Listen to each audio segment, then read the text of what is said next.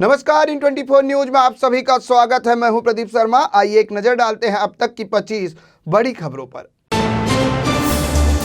केंद्रीय मंत्री अमित शाह ने महाराष्ट्र के हिंगोली जिले में चुनावी रैली को संबोधित करते हुए कांग्रेस पर कसा तंज। कहा, सोनिया गांधी ने की 20 बार अपने बेटे को लॉन्च करने की कोशिश, लेकिन हर बार हुई फेल। कहा, महाराष्ट्र चुनाव में उनका राहुल विमान 21वीं बार होने वाला है दुर्घटनाग्रस्त।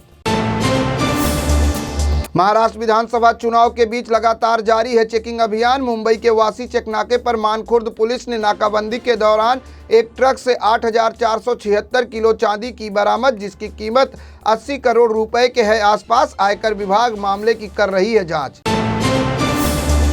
पालघर जिले से हैरान कर देने वाला मामला आया सामने। महिला ने पहले अपने 2.5 साल के बेटे को उतारा मौत के घाट, फिर खुद की जीवन लीला कर ली समाप्त। पुलिस ने हत्या का मामला दर्ज कर शुरू की है आगे की जांच।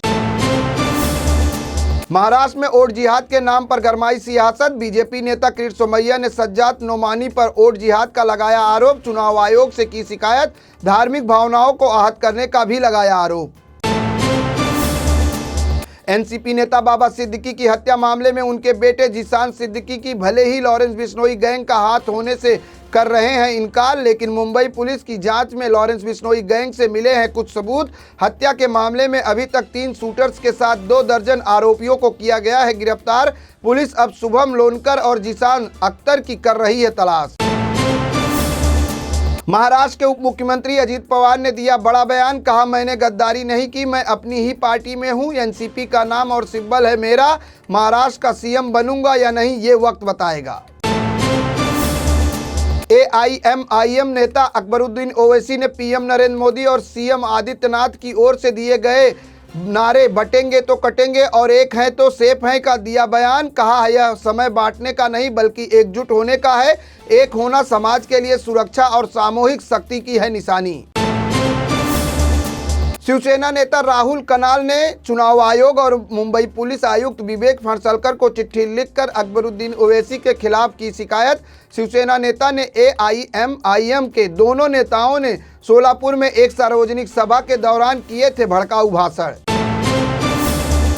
एनसीपी एसपी प्रमुख शरद पवार ने महायुति सरकार पर साधा निशाना। कहा, लोकसभा चुनाव में उन्हें लगा उनके गठबंधन को मिलेगी भारी बहुमत, लेकिन ऐसा नहीं हुआ। अब उन्हें लाडली बहन लाना पड़ा। उन्होंने राजनीतिक फायदे के लिए किए हैं सब काम।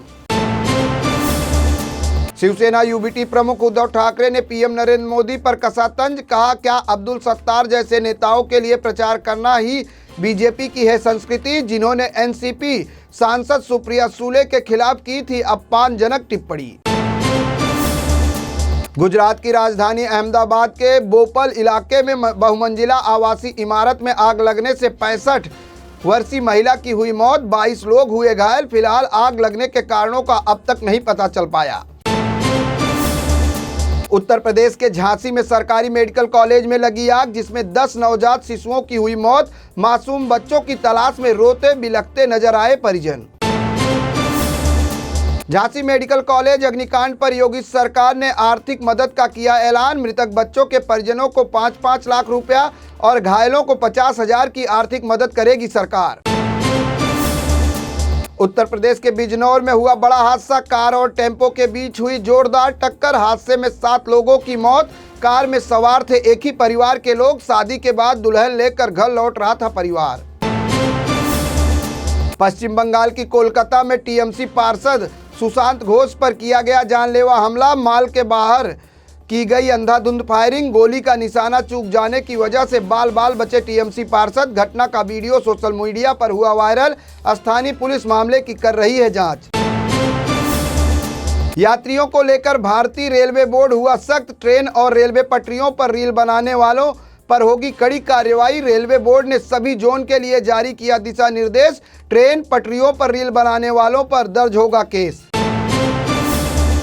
एआईएमआईएम नेता अकबरुद्दीन ओवैसी ने पीएम नरेंद्र मोदी और सीएम योगी आदित्यनाथ की ओर से दिए गए नारे बटेंगे तो कटेंगे और एक हैं तो सेफ हैं पर दिया बयान। कहा, यह समय बांटने का नहीं बल्कि एकजुट होने का है। एक होना समाज के लिए सुरक्षा और सामूहिक शक्ति की है निशानी, जिससे कोई भी ताकत हमारे लिए नहीं खड़ी कर सकेगी परेशानी। उत्तर प्रदेश की भदोही सीट से बीजेपी सांसद विनोद बिंद की मटन की दावत में बोटी को लेकर जमकर हुआ बवाल। विनोद बिंद ने पार्टी दफ्तर में बिंद समाज को एकजुट करने के लिए मटन की रखी थी दावत, जिसमें बोटी की जगह तरी परोसने के पर गुस्साए शख्स ने खाना परोसने वालों पर जड़ दिया थप्पड़। दोनों पक्ष में जमकर हुई मारपीट।